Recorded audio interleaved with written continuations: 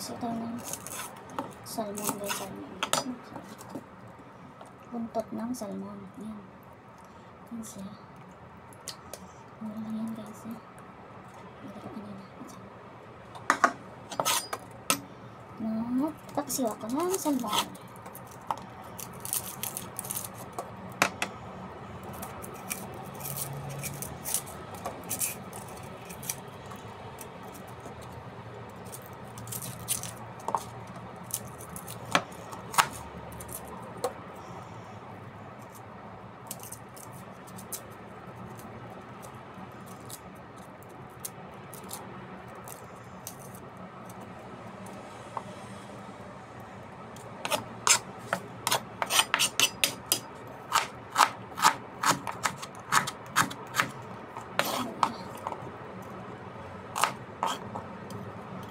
Sibuyas natin.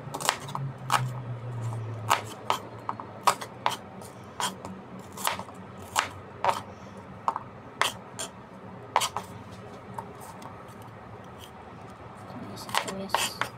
Kailangan maraming ang sibuyas at saka bawang. At saka luya.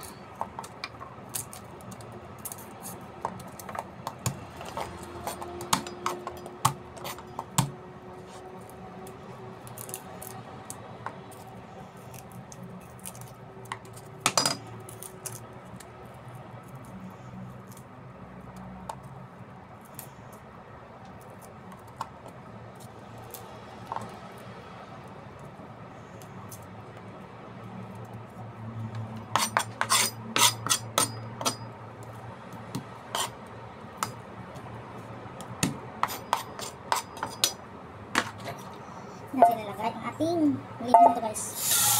Yung paksiw. Nilagay natin yung luya, sibuyas, bawang. Pailalim natin siya.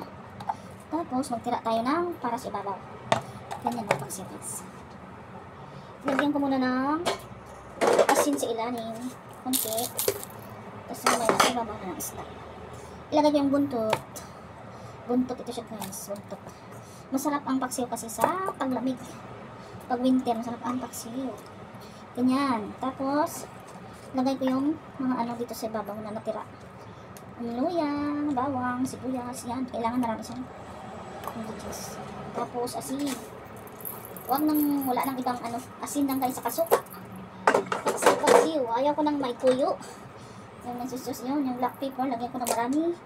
Tapos, yung white pepper, parang anghang. Tapos asin lang, ganun lang siya guys. Tapos tubig, kunting tubig muna siya. Lagyan ko muna siyang tubig na pampakulo. Pag kumulo na siya guys, saka ko siya lagyan ng suka. Yan. Itong tubig panglaga ko to. Sa kanya. Yan lang.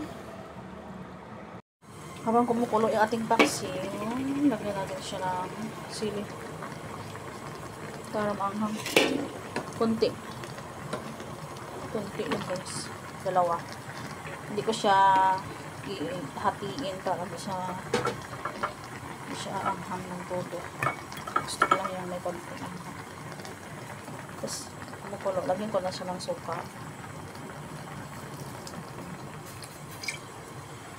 Ganyan.